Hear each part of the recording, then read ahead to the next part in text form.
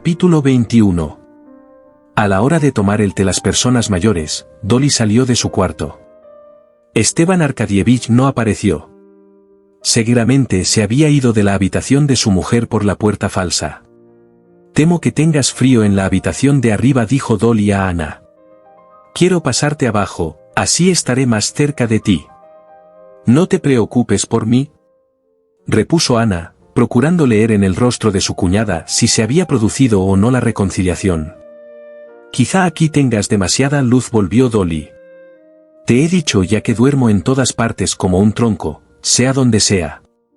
¿Qué pasa?, preguntó Esteban Arkadievich, saliendo del despacho dirigiéndose a su mujer.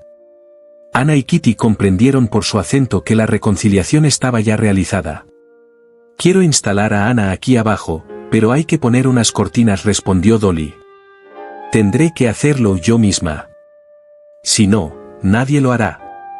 Dios sabe si se habrán reconciliado por completo, se dijo Ana, al oír el frío y tranquilo acento de su cuñada. No compliques las cosas sin necesidad, Dolly, repuso su marido. Si quieres, lo haré yo mismo. Sí, se han reconciliado, pensó Ana. Sí, ya sé cómo, respondió Dolly.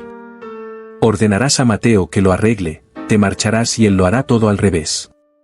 Y una sonrisa irónica plegó, como de costumbre, las comisuras de sus labios. La reconciliación es completa, pensó ahora Ana. Loado sea Dios. Y, feliz por haber promovido la paz conyugal, se acercó a Dolly y la besó. Nada de eso. No sé por qué nos desprecias tanto a Mateo y a mí, dijo Esteban Arkadievich a su mujer, sonriendo casi imperceptiblemente. Durante toda la tarde, Dolly trató a su marido con cierta leve ironía. Esteban Arkadievich se hallaba contento y alegre, pero sin exceso, y pareciendo querer indicar que, aunque perdonado, sentía el peso de su culpa. A las 9:30 la agradable conversación familiar que se desarrollaba ante la mesa de té de los Ablansky fue interrumpida por un hecho trivial y corriente, pero que extrañó a todos. Se hablaba de uno de los amigos comunes, cuando Ana se levantó rápida e inesperadamente.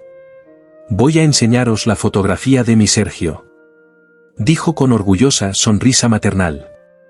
La tengo en mi álbum. Las 10 era la hora en que generalmente se despedía de su hijo y hasta solía acostarle ella misma antes de ir al baile.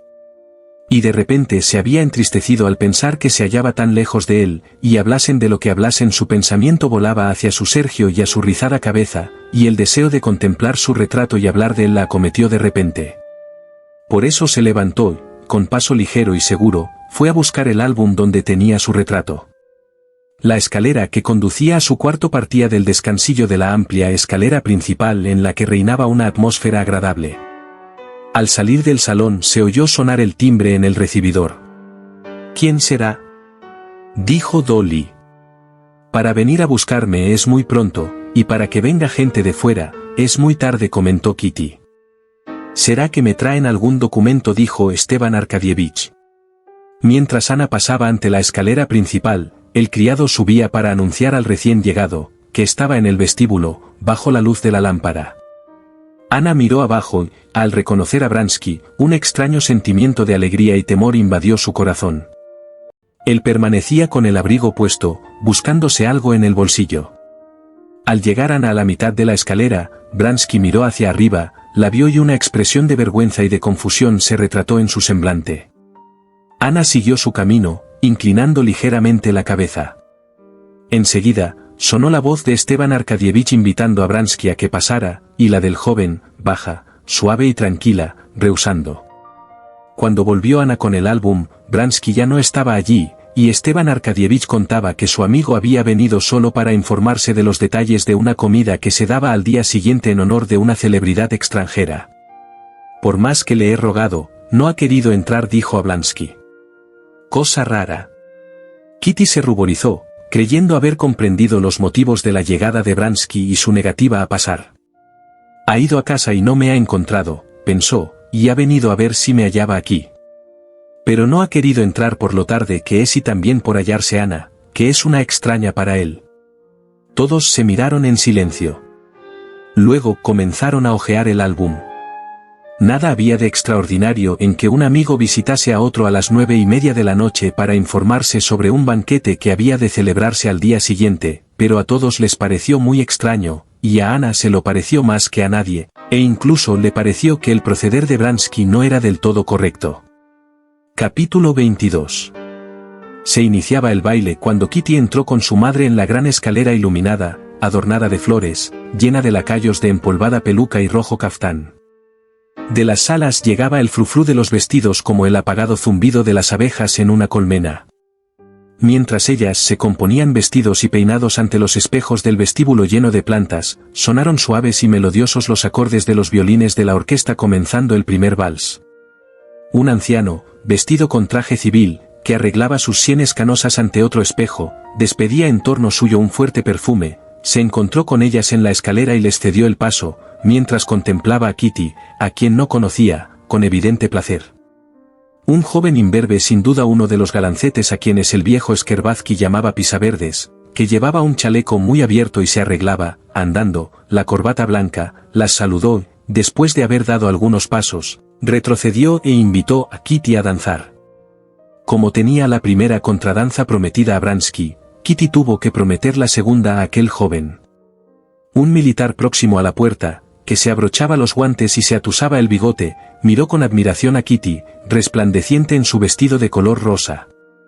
Aunque el vestido, el peinado y los demás preparativos para el baile habían costado a Kitty mucho trabajo y muchas preocupaciones, ahora el complicado traje de tul le sentaba con tanta naturalidad como si todas las puntillas, bordados y demás detalles de su atavío no hubiesen exigido de ella ni de su familia un solo instante de atención, como si hubiese nacido entre aquel tul y aquellas puntillas, con aquel peinado alto adornado con una rosa y algunas hojas en torno. La vieja princesa, antes de entrar en la sala, trató de arreglar el cinturón de Kitty, pero ella se había separado, como si adivinase que todo le sentaba bien, que todo en ella era gracioso y no necesitaba arreglo alguno. Estaba en uno de sus mejores días. El vestido no le oprimía por ningún lado, ninguna puntilla colgaba. Los zapatitos color rosa, de alto tacón, en vez de oprimir, parecían acariciar y hacer más bellos sus piececitos. Los espesos y rubios tirabuzones postizos adornaban con naturalidad su cabecita. Los 3 botones de cada uno de sus guantes estaban perfectamente abrochados y los guantes se ajustaban a sus manos sin deformarlas en lo más mínimo. Una cinta de terciopelo negro ceñía suavemente su garganta. Aquella cintita era una delicia, cada vez que Kitty se miraba en el espejo de su casa, sentía la impresión de que la cinta hablaba. Podía caber alguna duda sobre la belleza de lo demás, pero en cuanto a la cinta no cabía. Al mirarse aquí en el espejo, Kitty sonrió también, complacida. Sus hombros y brazos desnudos le daban la sensación de una frialdad marmórea que le resultaba agradable. Sus ojos brillantes y sus labios pintados no pudieron por menos de sonreír al verse tan hermosa. Durante la última contradanza con uno de aquellos jóvenes que tanto la aburrían, pero con los que no podía negarse a bailar, se encontró frente a frente con Ana y Bransky. No había visto a Ana desde el principio del baile y ahora le pareció otra vez nueva e inesperada. La veía con aquel punto de excitación, que conocía tan bien, producida por el éxito. Ana estaba ebria del licor del entusiasmo, Kitty lo veía en el fuego que, al bailar, se encendía en sus ojos, en su sonrisa feliz y alegre, que rasgaba ligeramente su boca, en la gracia, la seguridad y la ligereza de sus movimientos. ¿Por qué estará así?, se preguntaba Kitty. ¿Por la admiración general que despierta o por la de uno solo? Y sin escuchar al joven, que trataba en vano de reanudar la conversación interrumpida, y obedeciendo maquinalmente a los gritos alegremente imperiosos de Koursansky a los que bailaban, ahora en Grand Run, en Chaine, Kitty observaba a la pareja cada vez con el corazón más inquieto. No, Ana no se siente animada por la admiración general, sino por la de uno. ¿Es posible que sea por la de él? Cada vez que Bransky hablaba con Ana, los ojos de ésta brillaban y una sonrisa feliz se dibujaba en sus labios. Parecía como si se esforzara en reprimir aquellas señales de alegría y como si ellas aparecieran en su rostro contra su voluntad. Kitty se preguntó qué sentiría él, y al mirarlo quedó horrorizada. Los sentimientos del rostro de Ana se reflejaban en el de Bransky. ¿Qué había sido de su aspecto tranquilo y seguro y de la despreocupada serenidad de su semblante? cuando ella le hablaba, inclinaba la cabeza como para caer a sus pies y en su mirada había una expresión de temblorosa obediencia. No quiero ofenderla, parecía decirle con aquella mirada, solo deseo salvarme, y no sé cómo. El rostro de Bransky transparentaba una expresión que Kitty no había visto jamás en él. Aunque su charla era trivial, pues hablaban solo de sus mutuas amistades, a Kitty le parecía que en ella se estaba decidiendo la suerte de ambos y de sí misma. Y era el caso que, a pesar de que en realidad hablaban de lo ridículo que resultaba Iván Ivanovich hablando francés o la posibilidad de que la Elezkaya pudiera hallar un partido mejor, Ana y Bransky tenían, como Kitty, la impresión de que aquellas palabras estaban para ellos llenas de sentido. Solo gracias a su rígida educación, pudo contenerse y proceder según las conveniencias, danzando, hablando, contestando, hasta sonriendo. Pero, al empezar la mazurca, cuando empezaron a colocarse en su lugar las sillas y algunas parejas se dirigieron desde las salas pequeñas al salón, Kitty se sintió horrorizada y desesperada. Después de rehusar 5 invitaciones, ahora se quedaba sin bailar. Hasta podía ocurrir que no la invitasen, porque dado el éxito que tenía siempre en sociedad, a nadie podía ocurrírsele que careciese de pareja. Era preciso que dijese a su madre que se encontraba mal y se fuese a casa. Pero se sentía tan abatida que le faltaban las fuerzas para hacerlo. Entró en el saloncito y se dejó caer en una butaca. La vaporosa falda de su vestido se hinchó como una nubecilla rodeándola, su delgado, suave y juvenil brazo desnudo se hundió entre los pliegues del vestido rosa, en la mano que le quedaba libre sostenía un abanico y con movimientos rápidos y breves daba aire a su encendido rostro. A pesar de su aspecto de mariposa posada por un instante en una flor, agitando las alas y pronta a volar, una terrible angustia inundaba su corazón. ¿Y si me equivocase, si no hubiera nada?, se decía, recordando de nuevo lo que había visto. Pero Kitty... No comprendo lo que te pasa, dijo la condesa Nordston, que se había acercado caminando sobre la suave alfombra sin hacer ruido. A Kitty le tembló el labio inferior y se puso en pie precipitadamente. ¿No bailas la mazurca, Kitty? No, repuso con voz trémula de lágrimas. Él la invitó ante mí a bailar la mazurca, dijo la Nordston, sabiendo muy bien a quién se refería. Y ella le preguntó si no bailaba con la princesita Skerbatsky. Me es igual, contestó Kitty. Nadie comprendía mejor que ella su situación, pues nadie sabía que el día anterior había rechazado al hombre a quien acaso amaba, y lo había rechazado por él. La Nordston buscó a Koursansky, con quien tenía comprometida la mazurca, y le rogó que invitase a Kitty en lugar suyo. Por fortuna, Kitty no tuvo que hablar mucho, porque Koursansky, como director de baile, había de ocuparse continuamente en la distribución de las figuras y correr sin cesar de una parte a otra dando órdenes. Bransky y Ana estaban sentados casi enfrente de Kitty. Los veía de lejos y los veía de cerca, según se alejaba o se acercaba en las vueltas de la danza, y cuanto más los miraba, más se convencía de que su desdicha era cierta. Kitty notaba que se sentían solos en aquel salón lleno de gente, y en el rostro de Bransky, siempre tan impasible y seguro, leía ahora aquella expresión de humildad y de temor que tanto la había impresionado, que recordaba la actitud de un perro inteligente que se siente culpable. Ana sonreía y le comunicaba su sonrisa. Si se ponía pensativa, se veía triste a él. Una fuerza sobrenatural hacía que Kitty dirigiese los ojos al rostro de Ana. Estaba hermosísima en su sencillo vestido negro, hermosos eran sus redondos brazos, que lucían preciosas pulseras, hermoso su cuello firme adornado con un hilo de perlas, bellos los rizados cabellos de su peinado algo desordenado, suaves eran los movimientos llenos de gracia de sus pies y manos diminutos, bella la animación de su hermoso rostro. Pero había algo terrible y cruel en su belleza. Kitty la miraba más subyugada todavía que antes, y cuanto más la miraba más sufría. Se sentía anonadada, y en su semblante se dibujaba una expresión tal de abatimiento que cuando Bransky se encontró con ella en el curso del baile tardó un momento en reconocerla, de tan desfigurada como se le apareció en aquel momento. ¡Qué espléndido baile!, dijo él, por decir algo. Sí, contestó Kitty. Durante la mazurca, Ana, al repetir una figura imaginada por Koursansky, salió al centro del círculo, escogió 2 caballeros y llamó a Kitty y a otra dama. Al acercarse, Kitty levantó los ojos hacia ella asustada.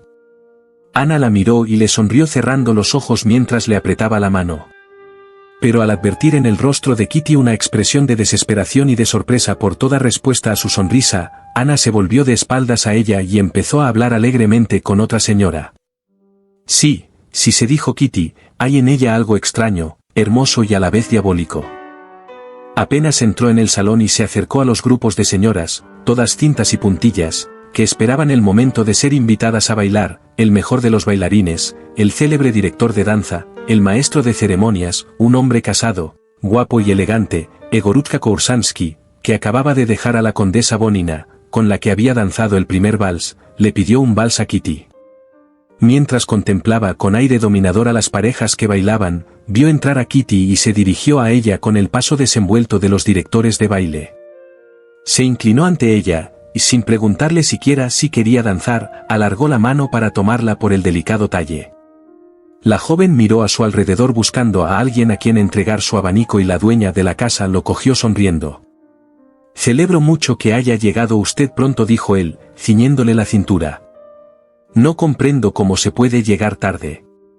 Kitty apoyó la mano izquierda en el hombro de Koursansky y sus piececitos calzados de rosa se deslizaron ligeros por el encerado pavimento al ritmo de la música. «Bailar con usted es un descanso». «Qué admirable precisión y qué ligereza», dijo Koursansky, mientras giraban a compás del vals.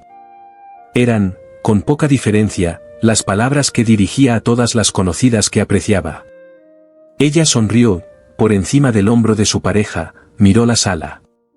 Kitty no era una de esas novicias a quienes la emoción del primer baile les hace confundir todos los rostros que las rodean, ni una de esas muchachas que, a fuerza de frecuentar las salas de danza, acaban conociendo a todos los concurrentes de tal modo que hasta les aburre ya mirarlos. Kitty estaba en el término medio. Así, pues, pudo contemplar toda la sala con reprimida emoción. Miró primero a la izquierda, donde se agrupaba la flor de la buena sociedad. Estaba allí la mujer de Koursansky, la bella Lydie, con un vestido excesivamente descotado, Krivin, con su calva brillante, presente, como siempre, donde se reunía la buena sociedad. Más allá, en un grupo que los jóvenes contemplaban sin osar acercarse, Kitty distinguió a Esteban Arkadievich y la arrogante figura y la cabeza de Ana, vestida de terciopelo negro.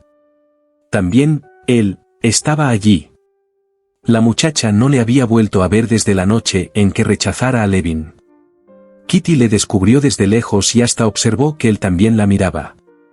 «¿Una vueltita más si no está cansada?», preguntó Koursansky, un tanto sofocado. «No, gracias». «¿A dónde la acompañó?». «Me parece que veo a Ana Karenina». «Lléveme allí». «Como guste». Koursansky, sin dejar de bailar, pero a paso cada vez más lento, se dirigió hacia el ángulo izquierdo del salón, murmurando constantemente: «Pardon, madame, pardon, madame». Y, abriéndose así paso entre aquel mar de puntillas, tules y encajes sin haber enganchado una sola cinta, Koursansky hizo describir una rápida vuelta a su pareja, de modo que las finas piernas de Kitty, envueltas en medias transparentes, quedaron al descubierto y la cola de su vestido se abrió como un abanico, cayendo sobre las rodillas de Krivin. Luego Koursansky la saludó, ensanchó el pecho sobre su abierto frac y le ofreció el brazo para conducirla al lado de Ana Arkadievna. Kitty, ruborizándose, retiró la cola de su vestido de las rodillas de Krivin y se volvió, algo aturdida, buscando a Ana. Ana no vestía de lila, como supusiera Kitty, sino de negro, con un traje muy descotado, que dejaba ver sus esculturales hombros, que parecían tallados en marfil antiguo, su pecho y sus brazos torneados, rematados por finas muñecas.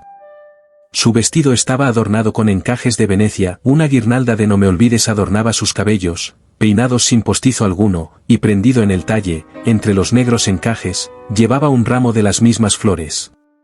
Su peinado era sencillo y solo destacaban en él los bucles de sus cabellos rizados, que se escapaban por la nuca y las sienes. En el cuello, firme y bien formado, ostentaba un hilo de perlas. Kitty había visto diariamente a Ana y se había sentido prendada de ella, y la imaginaba siempre con el vestido lila. Sin embargo, al verla vestida de negro, reconoció que no había comprendido todo su encanto. Ahora se le aparecía de una manera nueva e inesperada y reconocía que no podía vestir de lila, porque este color hubiese apagado su personalidad. El traje, negro con su profusión de encajes, no atraía la vista, pero se limitaba a servir de marco y hacía resaltar la figura de Ana, sencilla, natural, elegante, y a la vez animada y alegre. Cuando Kitty se acercó al grupo, Ana, muy erguida como siempre, hablaba con el dueño de la casa con la cabeza inclinada ligeramente hacia él. No comprendo, pero no seré yo la que lance la primera piedra, decía, contestando a una pregunta que, sin duda, le había hecho él y encogiéndose de hombros. Y enseguida se dirigió a Kitty con una sonrisa suavemente protectora. Con experta mirada femenina contempló rápidamente el vestido de Kitty y hizo un movimiento de cabeza casi imperceptible, pero en el cual la joven leyó que la felicitaba por su belleza y por su atavío. Usted, dijo Ana a Koursansky hasta entra en el salón y sale de él bailando. La princesita es una de mis mejores colaboradoras, dijo Koursansky, inclinándose ante Ana Karenina, a la que no había sido presentado. Contribuye a que el baile sea animado y alegre. ¿Un vals, Ana Arkadievna?, preguntó.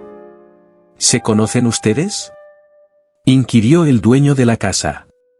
¿Quién no nos conoce a mi mujer y a mí?, repuso Koursansky. Somos como los lobos blancos. ¿Quiere bailar, Ana Arkadievna?, repitió. Siempre que me es posible, procuro no bailar, respondió Ana Karenina. Pero eso hoy es imposible. Bransky se acercó en aquel momento. Pues si es imposible, bailemos, dijo Ana, pareciendo no reparar en el saludo de Bransky y apresurándose a poner la mano sobre el hombro de Koursansky. ¿Acaso estará enfadada con él?, pensó Kitty, observando que Ana había fingido no ver el saludo de Bransky. En cuanto a este, se acercó a Kitty, recordándole su compromiso de la primera contradanza y diciéndole que sentía mucho no haberla visto hasta entonces. Kitty le escuchaba admirando entre tanto a Ana, que danzaba. Esperaba que Bransky la invitara al vals, pero el joven no lo hizo. Kitty le miró sorprendida.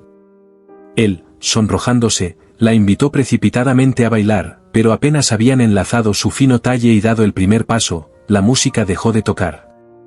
Kitty le miró a los ojos, que tenía tan cerca. Durante varios años había de recordar, llena de vergüenza, aquella mirada amorosa que le dirigiera y a la que él no correspondió. «Pardon. ¿Vals? Gritó Koursansky desde el otro extremo de la sala. Y, emparejándose con la primera joven que encontró, comenzó a bailar. Capítulo 23. Kitty y Bransky dieron algunas vueltas de vals. Luego Kitty se acercó a su madre y tuvo tiempo de cambiar algunas palabras con Norston antes de que Bransky fuese a buscarla para la primera contradanza. Mientras bailaban no hablaron nada particular. Bransky hizo un comentario humorístico sobre los Koursansky, a quienes describía como unos niños cuarentones, luego charlaron del teatro que iba a abrirse al público próximamente. Solo una frase llegó al alma de Kitty, y fue cuando el joven le habló de Levin, asegurándole que había simpatizado mucho con él y preguntándole si continuaba en Moscú. De todos modos, Kitty no esperaba más de aquella contradanza. Lo que aguardaba con el corazón palpitante era la mazurca, pensando que todo había de decidirse en ella. No la inquietó que él durante la contradanza no la invitara para la mazurca. Estaba segura de que bailaría con él, como siempre y en todas partes, y así rehusó 5 invitaciones de otros tantos caballeros diciéndoles que ya la tenía comprometida.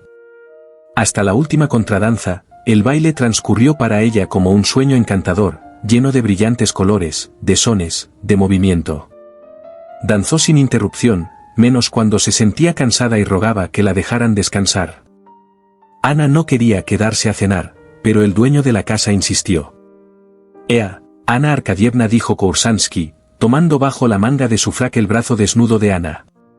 «Tengo una idea magnífica para el cotillón. Un bichú». Y comenzó a andar, haciendo ademán de llevársela, mientras el dueño de la casa le animaba con su sonrisa. «No me quedo», repuso Ana, sonriente. Y, a pesar de su sonrisa, los dos hombres comprendieron en su acento que no se quedaría. «He bailado esta noche en Moscú más que todo el año en San Petersburgo y debo descansar antes de mi viaje», añadió Ana, volviéndose hacia Bransky, que estaba a su lado. «¿Se va decididamente mañana?», preguntó Bransky. «Sí, seguidamente», respondió Ana, como sorprendida de la audacia de tal pregunta. Su sonrisa y el fuego de su mirada cuando le contestó abrasaron el alma de Bransky. Ana Arcadievna se fue, pues, sin quedarse a cenar. Capítulo 24. Sin duda hay en mí algo repugnante, algo que repele a la gente, pensaba Levin al salir de casa de los Scherbatsky y dirigirse a la de su hermano. No sirvo para convivir en sociedad. Dicen que esto es orgullo, pero no soy orgullo, Si lo fuera, no me habría puesto en la situación que me he puesto. Imaginó a Bransky dichoso, inteligente, benévolo, y con toda seguridad, sin haberse encontrado jamás en una situación como la suya de esta noche. Forzoso es que Kitty haya de preferirle. Es natural, no tengo que quejarme de nadie ni de nada. Yo solo tengo la culpa. ¿Con qué derecho imaginé que ella había de querer unir su vida a la mía? ¿Quién soy yo? Un hombre inútil para sí y para los otros. Recordó a su hermano Nicolás y se detuvo con satisfacción en su recuerdo. ¿No tendrá razón cuando dice que todo en el mundo es malo y repugnante? ¿Acaso no hayamos juzgado bien a Nicolás? Desde el punto de vista del criado Prokofy, que le vio borracho y con el abrigo roto, es un hombre despreciable, pero yo te conozco de otro modo, conozco su alma y sé que nos parecemos. Y yo, en vez de buscarle, he ido a comer primero y después al baile en esa casa. Levin se acercó a un farol, leyó la dirección de su hermano, que guardaba en la cartera, y llamó a un coche de punto. Durante el largo camino hacia el domicilio de su hermano, Levin iba evocando lo que conocía de su vida.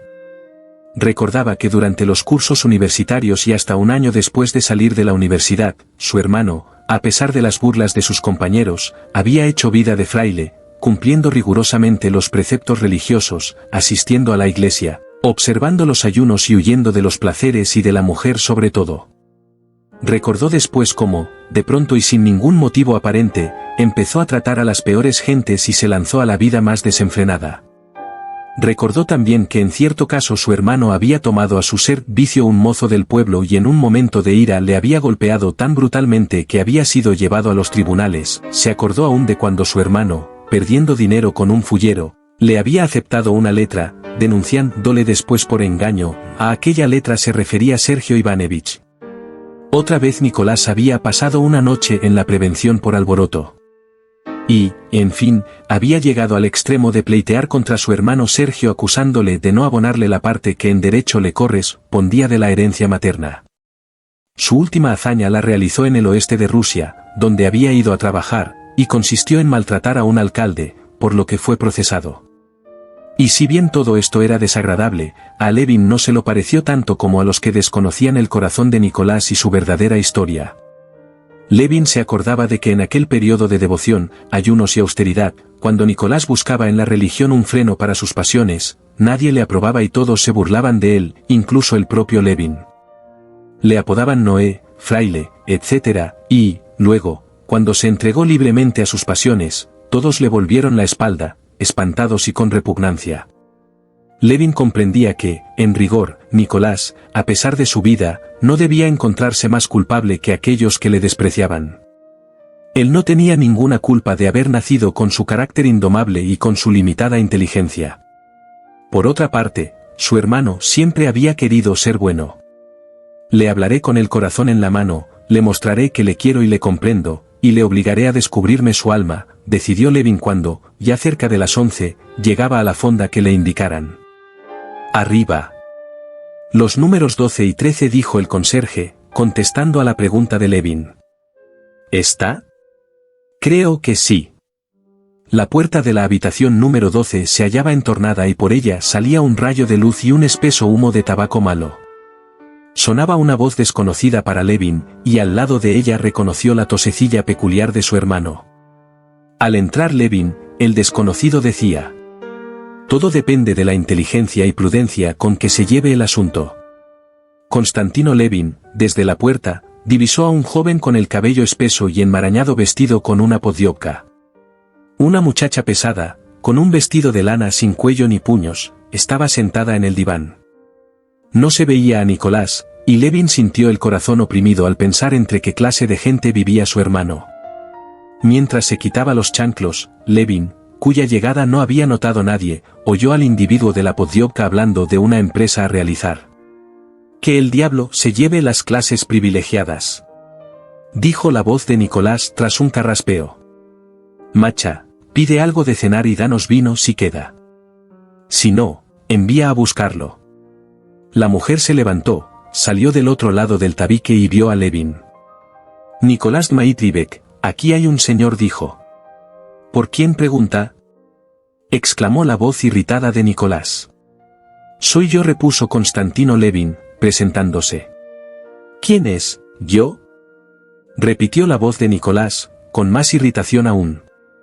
Se le oyó levantarse precipitadamente y tropezar, y Levin vio ante sí, en la puerta, la figura que le era tan conocida, la figura delgada y encorvada de su hermano, pero su aspecto salvaje, sucio y enfermizo, la expresión de sus grandes ojos asustados, le aterró. Nicolás estaba aún más delgado que cuando Levin le viera la última vez, 3 años antes. Llevaba una levita que le estaba corta, con lo que sus brazos y muñecas parecían más largos aún. La cabellera se le había aclarado, sus labios estaban cubiertos por el mismo bigote recto, y la misma mirada extrañada de siempre se posaba en el que había entrado.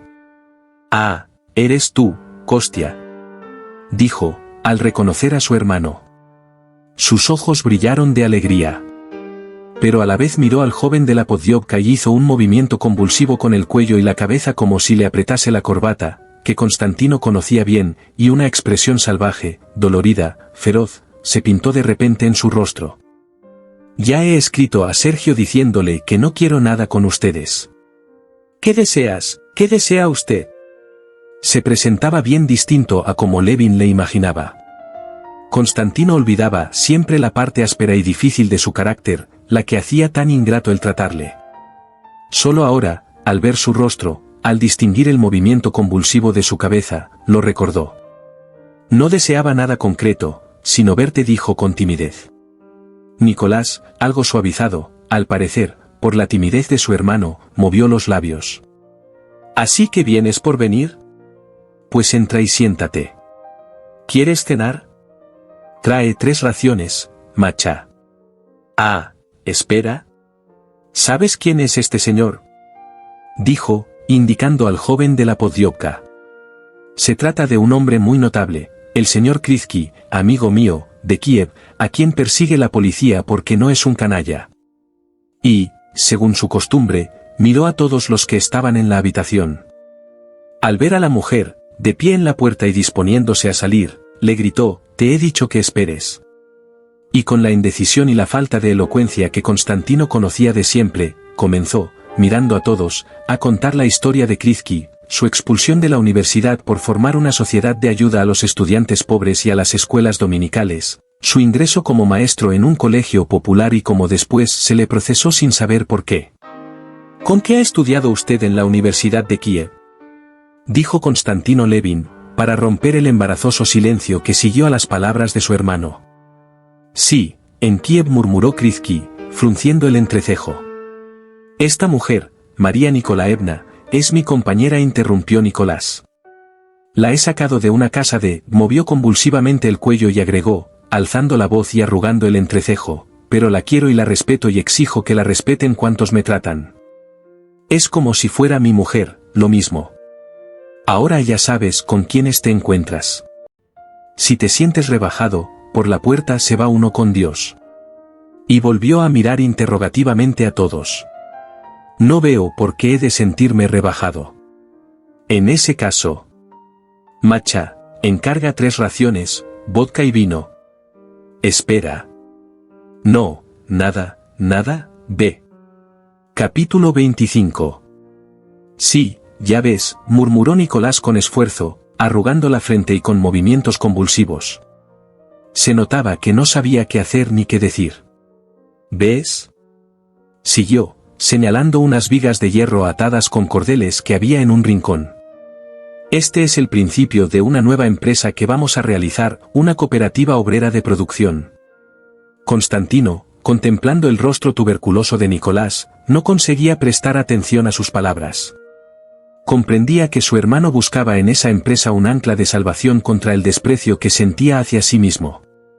Nicolás Levin continuaba hablando. Ya sabes que el capital oprime al trabajador. Los obreros y campesinos llevan todo el peso del trabajo y no logran salir, por mucho que se esfuercen, de su situación de bestias de carga. Todas las ganancias, todo aquello con lo que podrían mejorar su estado, descansar o instruirse, lo devoran los dividendos de los capitalistas.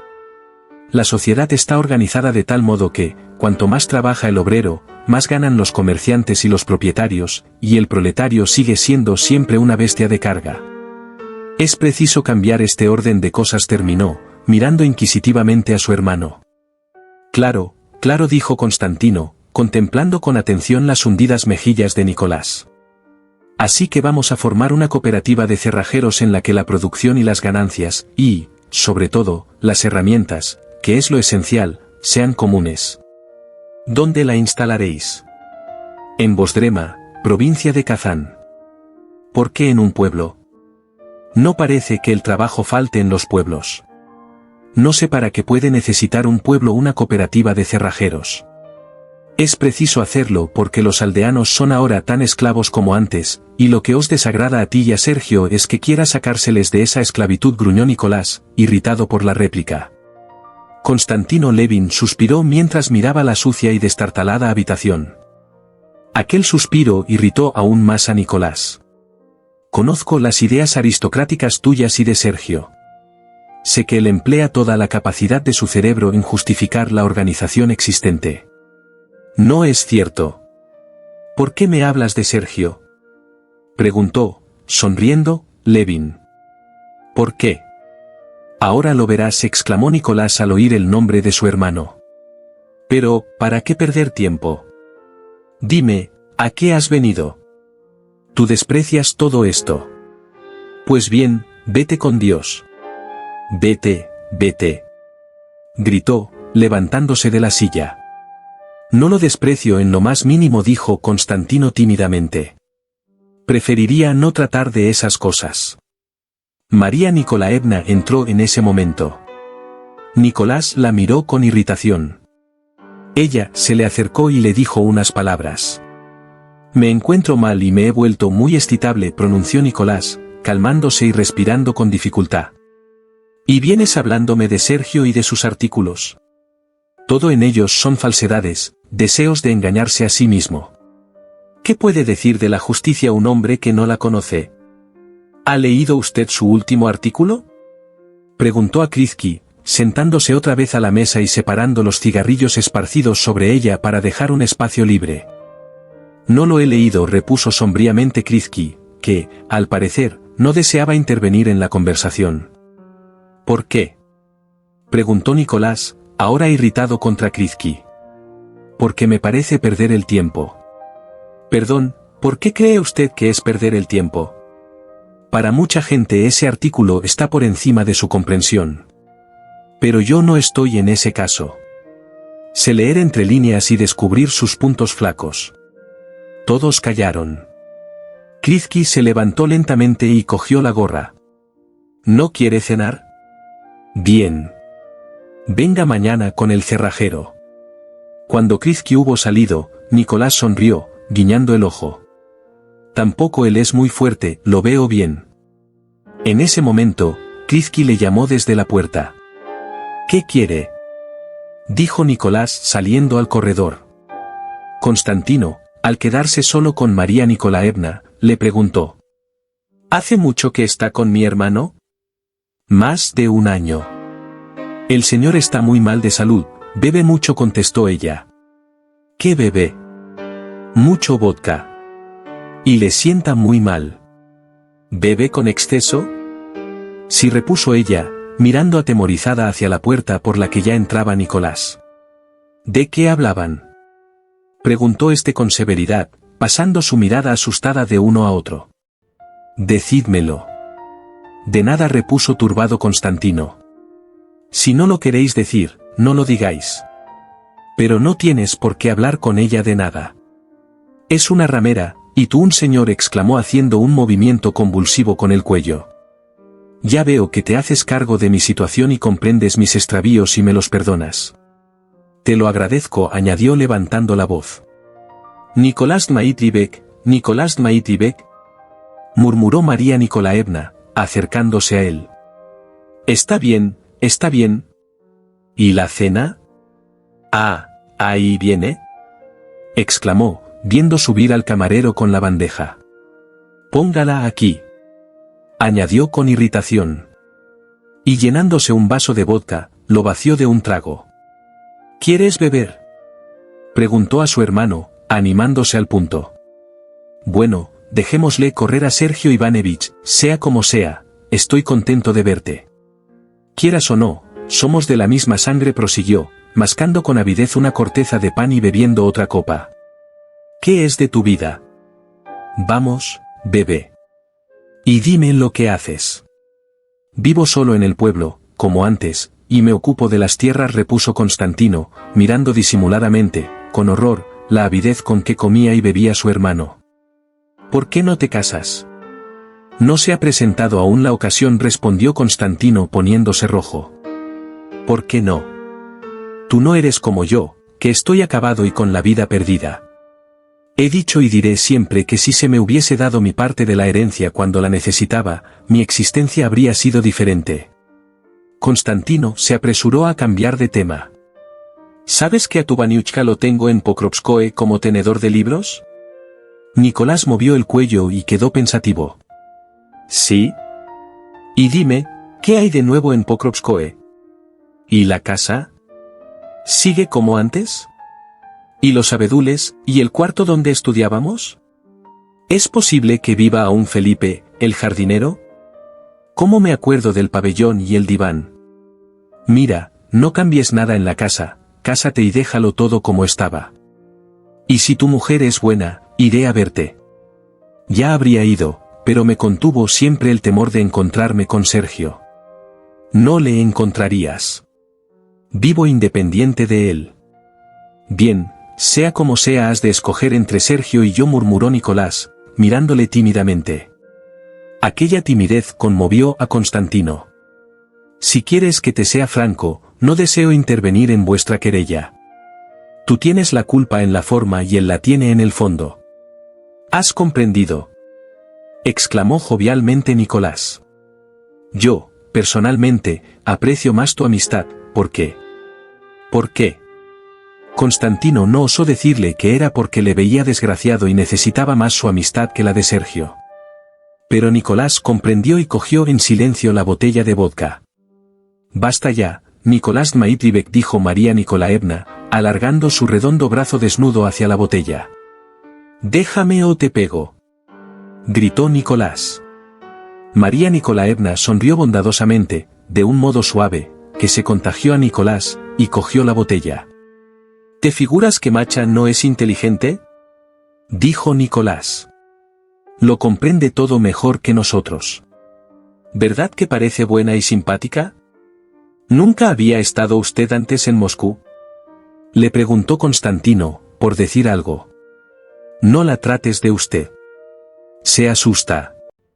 Nadie le ha hablado de usted jamás, excepto el juez que la juzgó cuando la llevaron al tribunal porque trató de huir de aquella casa.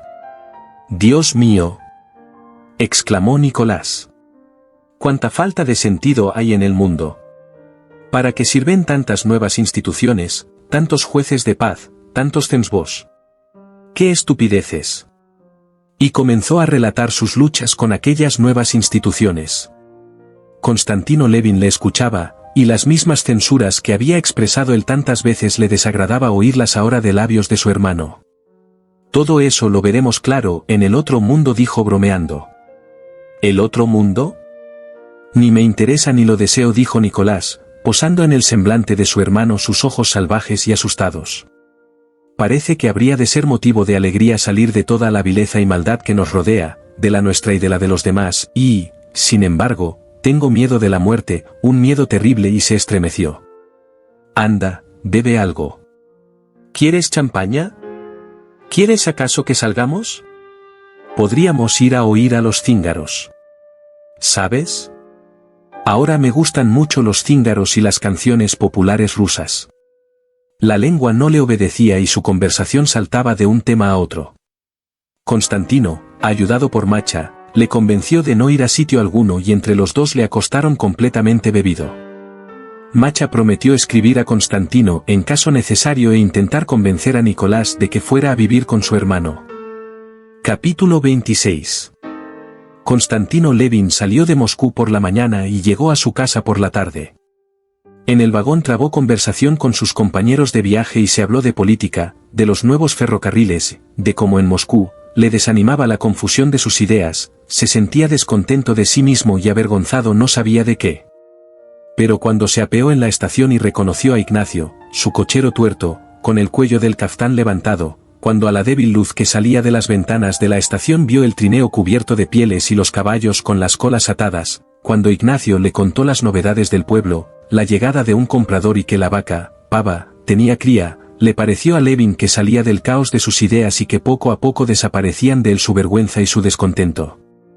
La sola vista de Ignacio y de sus caballos le había supuesto ya un alivio, y, cuando se puso el tulup que le trajeron, cuando se vio acomodado en el trineo, y los caballos comenzaron a trotar, pensó en las órdenes que debía dar a su llegada, examinó a uno de los corceles, muy veloz, pero que comenzaba ya a perder fuerzas y que había sido en otro tiempo caballo de carreras en el Don, y las cosas comenzaron a manifestarse a sus ojos bajo una nueva luz. Cesó entonces de desear ser otro. Y, satisfecho de sí mismo, solo deseó ser mejor.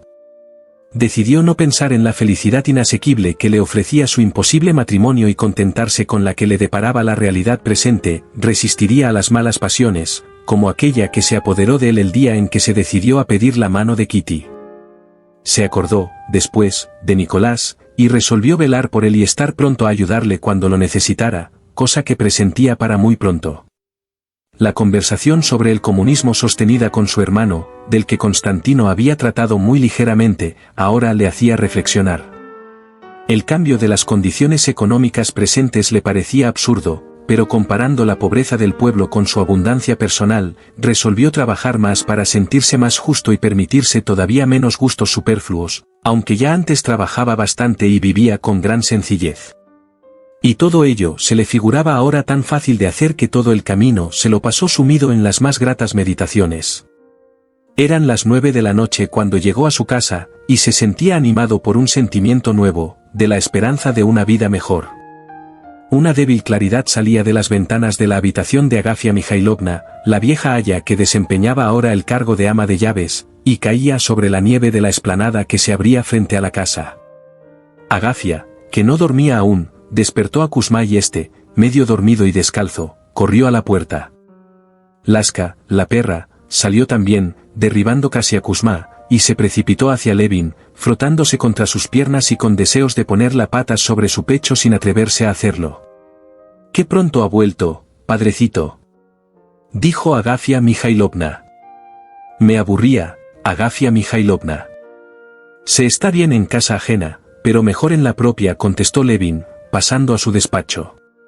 En el cuarto, y a la débil luz de una bujía traída por la servidumbre, fueron surgiendo los detalles familiares, las astas de ciervo, las estanterías llenas de libros, el espejo, la estufa con el ventilador hacía tiempo necesitado de arreglo, el diván del padre de Levin, la inmensa mesa y sobre ella un libro abierto, el cenicero roto, un cuaderno escrito con notas de su mano. Al ver lo que le era tan conocido, Levin dudó un momento de poder organizar su nueva vida como deseara mientras iba por el camino. Todo aquello parecía rodearle y decirle, no te alejarás de nosotros, seguirás siendo lo que eres, con tus dudas, con tu eterno descontento de ti mismo, con tus inútiles intentos de modificarte y tus caídas, con tu constante deseo de una imposible felicidad. Pero, si así le hablaban aquellos objetos, en su alma otra voz le decía que no hay por qué encadenarse al pasado y que le era imposible cambiar. Obedeciendo a esta voz, Levin se acercó a un rincón donde tenía 2 pesas de un pad cada una y comenzó a levantarlas, tratando de animarse con aquel ejercicio gimnástico. Tras la puerta sonaron pasos y Levin dejó las pesas en el suelo precipitadamente. Entró el encargado y le dijo que, gracias a Dios, todo marchaba bien, pero que el alforfón se había quemado algo en la secadora nueva. La noticia le llenó de enojo. La nueva secadora había sido construida por él mismo. El encargado era enemigo de aquella innovación y ahora anunciaba con cierto aire de triunfo que el alforfón se había quemado. Más Levin estaba seguro de que el quemarse se debía a no haber tomado las precauciones que 100 veces recomendara. Molesto, pues, reprendió con severidad al encargado. En cambio, había una buena noticia, la de la cría de la pava, la magnífica vaca comprada en la feria. «Dame el tulip», Kuzma pidió Levin y dijo al encargado, «Traiga una linterna, quiero ver la cría». El establo de las vacas de selección estaba detrás de la casa.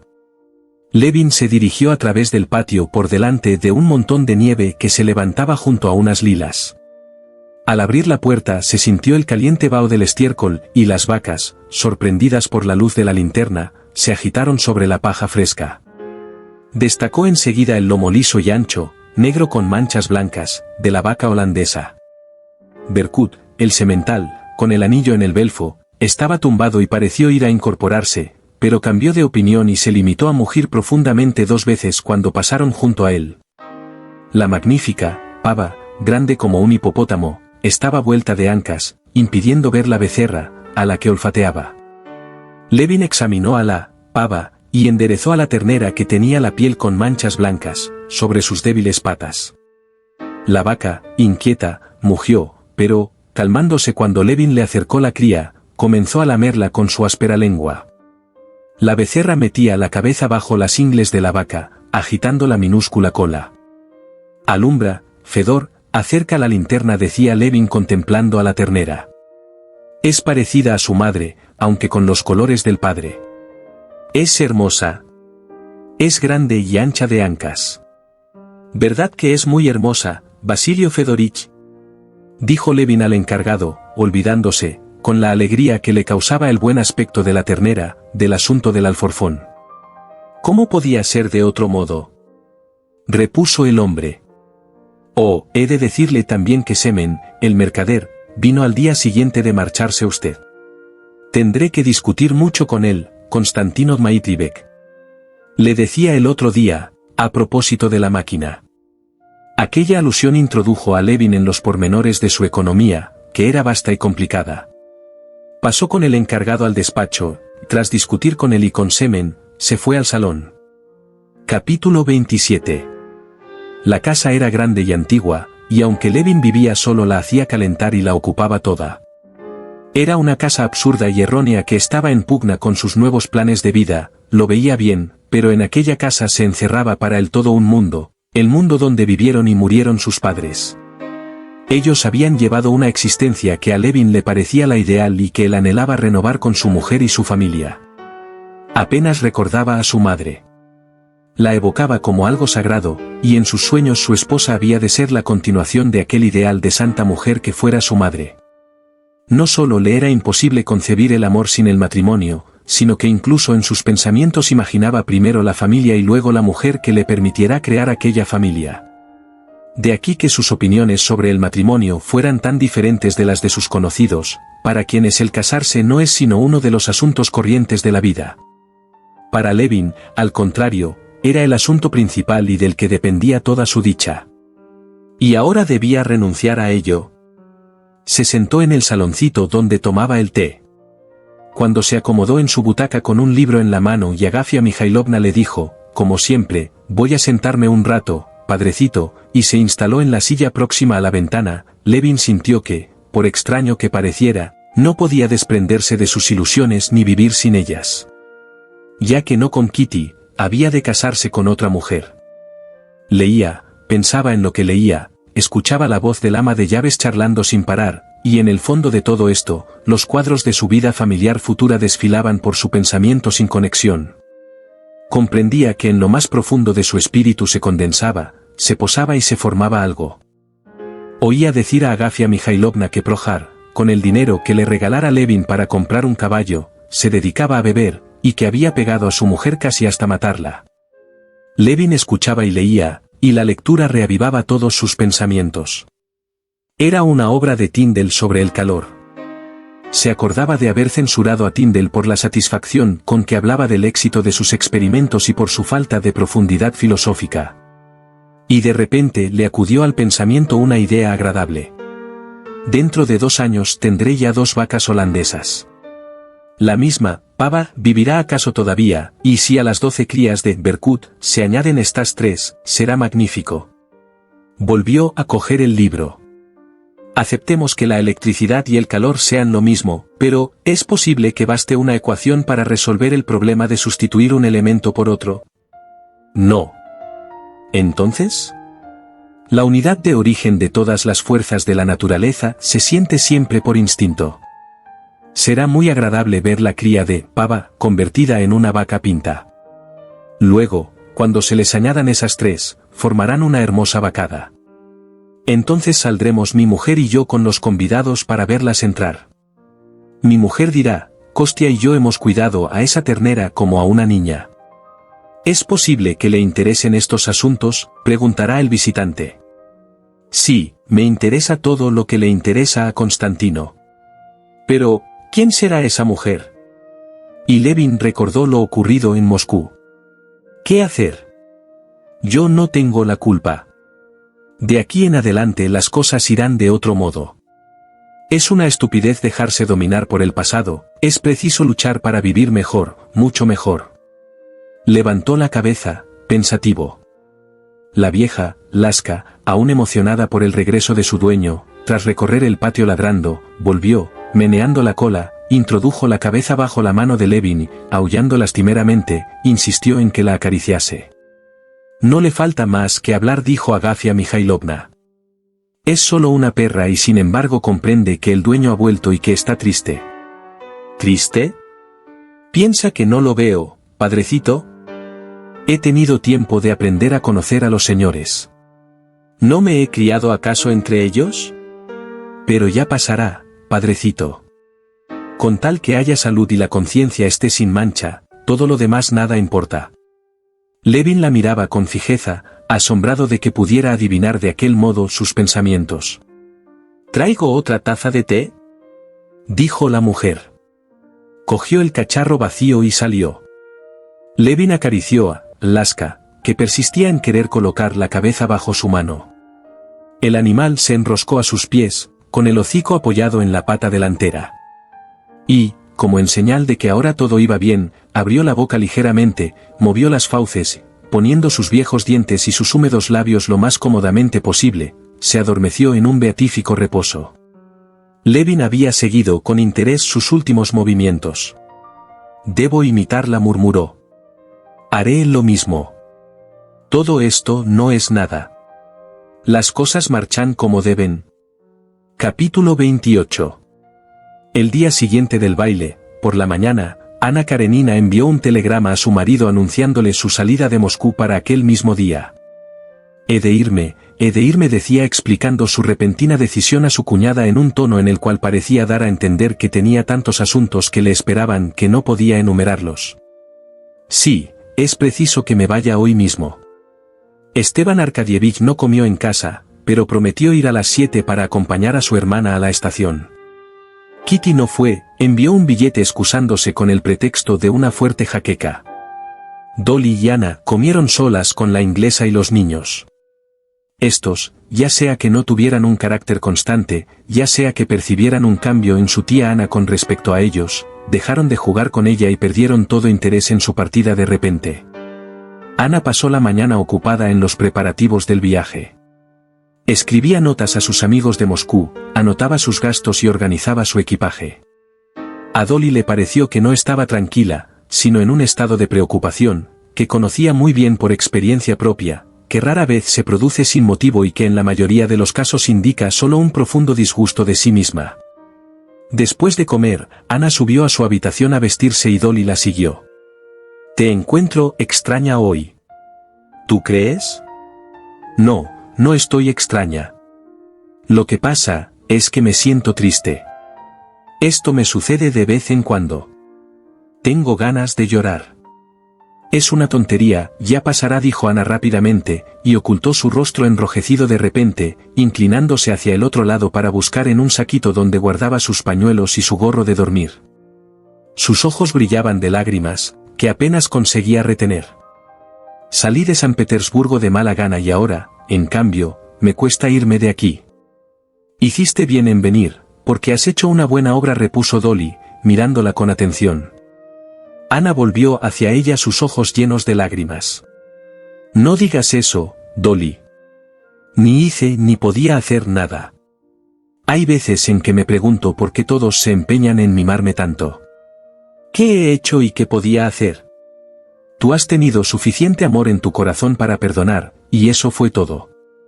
Dios sabe lo que habría pasado si no hubieras venido tú. Y es que eres tan feliz, Ana. Hay tanta claridad y pureza en tu alma.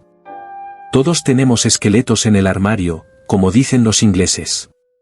¿Qué esqueletos puedes tener tú? Todo es tan claro en tu alma. Exclamó Dolly. Aún así, los tengo, dijo Ana. Y una inesperada sonrisa maliciosa torció sus labios a través de sus lágrimas. Tus esqueletos me parecen más divertidos que lúgubres, opinó Dolly, sonriendo también. Estás equivocada. ¿Sabes por qué me voy hoy en vez de mañana?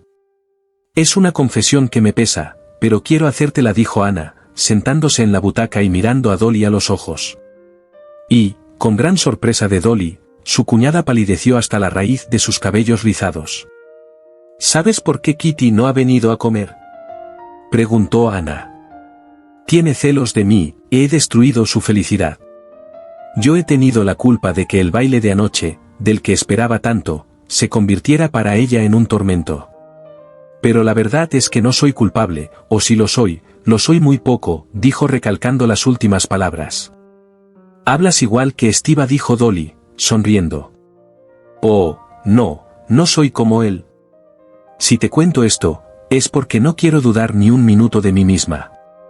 Pero al decirlo, Ana se dio cuenta de su debilidad, no solo carecía de confianza en sí misma, sino que el recuerdo de Bransky le causaba tal emoción que decidía huir para no verlo más. Estiva me ha contado que bailaste toda la noche con Bransky y que es algo que daría risa por el extraño giro que han tomado las cosas.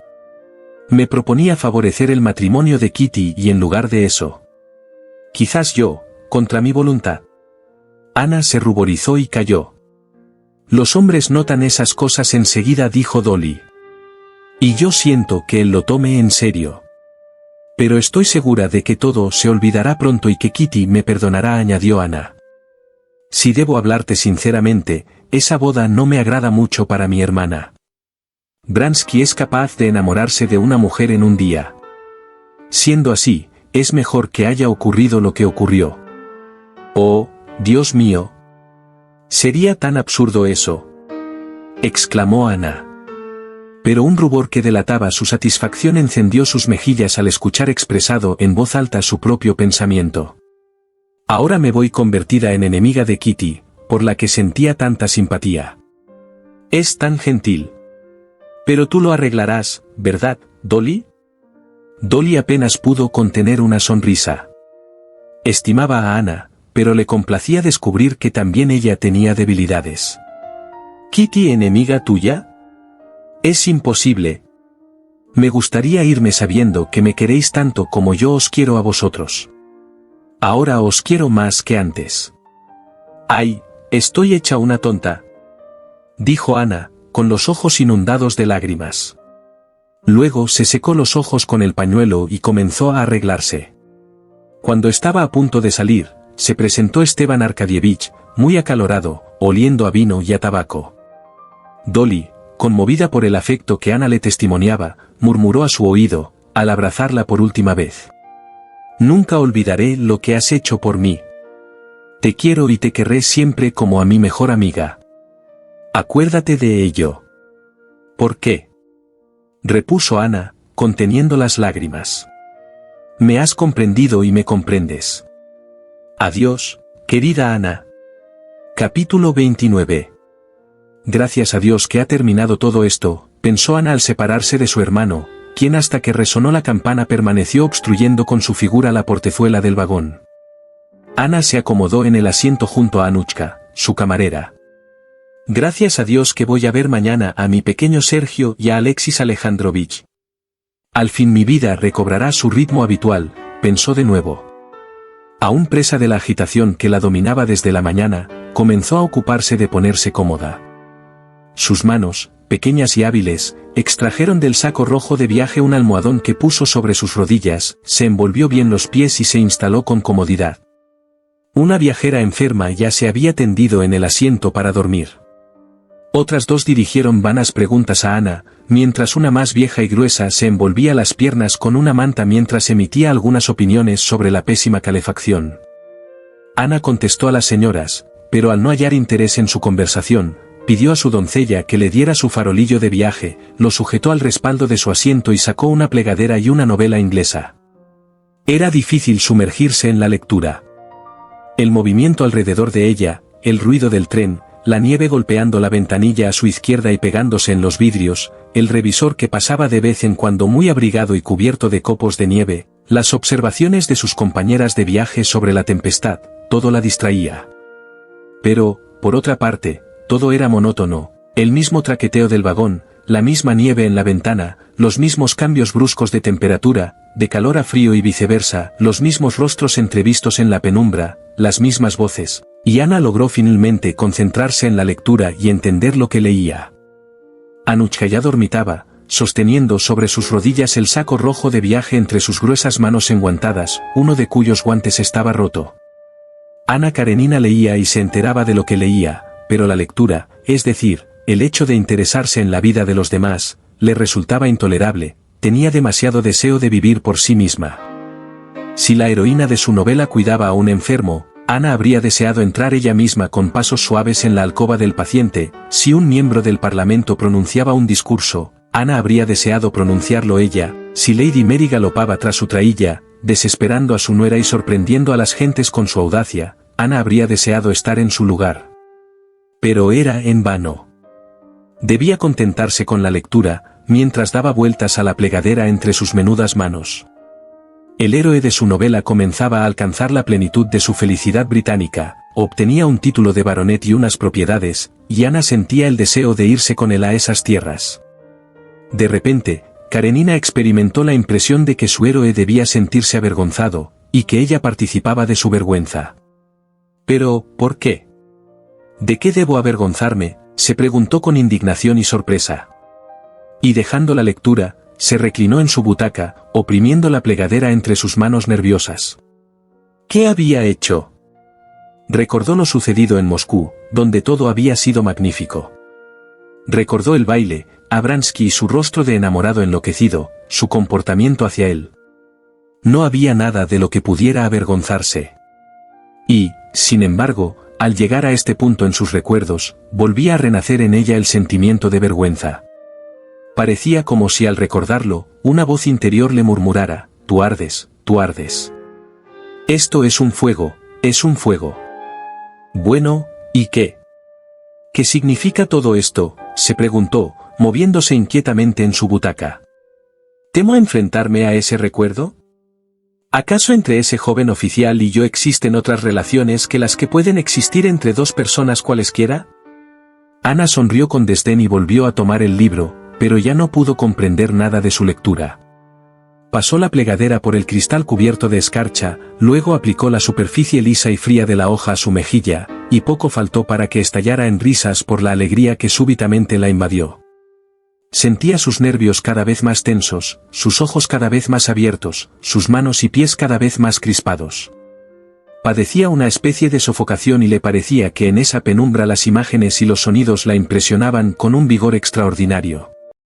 Se preguntaba sin cesar si el tren avanzaba, retrocedía o permanecía inmóvil. ¿Era Anushka, su doncella, quien estaba a su lado o una extraña? ¿Qué es lo que cuelga del asiento, una piel o un animal? ¿Soy yo o es otra mujer la que está sentada aquí? Abandonarse a ese estado de inconsciencia le causaba terror. Sentía, sin embargo, que aún podía oponer resistencia con la fuerza de su voluntad. Haciendo un esfuerzo para recobrarse, se incorporó, dejó su manta de viaje y su capa, y se sintió mejor por un momento. Entró un hombre delgado con un largo abrigo al que le faltaba un botón. Ana comprendió que era el encargado de la calefacción. Lo vio consultar el termómetro y observó que el viento y la nieve entraban en el vagón tras él. Luego, todo volvió a ser confuso. El hombre alto garabateaba algo apoyándose en el tabique, la señora anciana estiraba las piernas y el compartimento parecía envuelto en una nube negra. Ana escuchó un terrible ruido, como si algo se rasgara en la oscuridad. Se diría que estaban torturando a alguien. Un resplandor rojo la hizo cerrar los ojos, luego todo quedó envuelto en tinieblas y Ana sintió la impresión de que se hundía en un precipicio. Sin embargo, esas sensaciones le resultaban más divertidas que desagradables. Un hombre enfundado en un abrigo cubierto de nieve le gritó algunas palabras al oído. Ana se recobró. Comprendió que estaban llegando a una estación y que ese hombre era el revisor. Pidió a su doncella que le diera el chal y la pelerina, poniéndoselos, se acercó a la portezuela. ¿Desea salir, señora?, preguntó Anushka. Sí, necesito moverme un poco. Aquí dentro me ahogo. Intentó abrir la portezuela, pero el viento y la lluvia se lanzaron contra ella, como si quisieran impedirle abrirla, y también esto le pareció divertido. Finalmente logró abrir la puerta. Parecía como si el viento la estuviera esperando afuera para llevársela entre alaridos de alegría. Se agarró con fuerza a la barandilla del estribo, y sosteniendo su vestido con la otra mano, Ana descendió al andén. El viento soplaba con fuerza, pero en el andén, al abrigo de los vagones, había más calma. Ana respiró profundamente el aire frío de esa noche tempestuosa y contempló el andén y la estación iluminada por las luces. Capítulo 30. Un remolino de nieve y viento corría de una puerta a otra de la estación, silbaba furiosamente entre las ruedas del tren y lo anegaba todo, personas y vagones, amenazando con sepultarlos en nieve. La tempestad se calmó por un breve instante, para desatarse de nuevo con tal ímpetu que parecía imposible resistirla. Sin embargo, la puerta de la estación se abría y cerraba de vez en cuando, dando paso a gente que corría de un lado a otro, hablando alegremente, deteniéndose en el andén, cuyo pavimento de madera crujía bajo sus pies. La silueta de un hombre encorvado pareció surgir de la sierra a los pies de Ana. Se escuchó el golpe de un martillo contra el hierro, luego una voz ronca resonó entre las tinieblas. «Envíen un telegrama», decía la voz. Otras voces replicaron como un eco. «Pase por aquí». En el número 28 y los empleados pasaron corriendo como llevados por la nieve. Dos señores, con sus cigarrillos encendidos, pasaron ante Ana fumando tranquilamente. Ana respiró una vez más el aire frío de la noche, puso la mano en la barandilla del estribo para subir al vagón, cuando en ese momento, la figura de un hombre vestido con capote militar, que estaba muy cerca de ella, le ocultó la vacilante luz del farol. Ana se volvió para mirarlo y lo reconoció. Era Bransky. Él se llevó la mano a la visera de la gorra y le preguntó respetuosamente si podía servirla en algo. Ana lo contempló en silencio durante unos instantes. Aunque Bransky estaba de espaldas a la luz, Karenina creyó apreciar en su rostro y en sus ojos la misma expresión de entusiasmo respetuoso que tanto la había conmovido en el baile. Hasta ese momento, Ana se había repetido a sí misma que Bransky era uno de los muchos jóvenes, eternamente iguales, que se encuentran en todas partes, y se había prometido no pensar en él. Y aquí estaba ahora, sintiéndose poseída por un alegre sentimiento de orgullo. No hacía falta preguntar por qué Bransky estaba allí. Era para estar más cerca de ella. Lo sabía con tanta certeza como si el propio Bransky se lo hubiera dicho. Ignoraba que usted pensara ir a San Petersburgo. ¿Tiene algún asunto en la capital?, preguntó Ana, separando la mano de la barandilla. Y su semblante resplandecía. ¿Algún asunto?, repitió Bransky, clavando su mirada en los ojos de Ana Karenina. Usted sabe muy bien que voy para estar a su lado. No puedo hacer otra cosa. En ese momento, el viento, como venciendo un obstáculo invisible, se precipitó contra los vagones, esparciendo la nieve del techo y agitando triunfalmente una plancha que había logrado arrancar. Con un aullido lúgubre, la locomotora lanzó un silbido. La trágica belleza de la tempestad ahora le parecía a Ana más llena de magnificencia. Acababa de escuchar las palabras que su razón temía, pero que su corazón deseaba escuchar. Guardó silencio. Pero Bransky, en el rostro de ella, leyó la lucha que sostenía en su interior.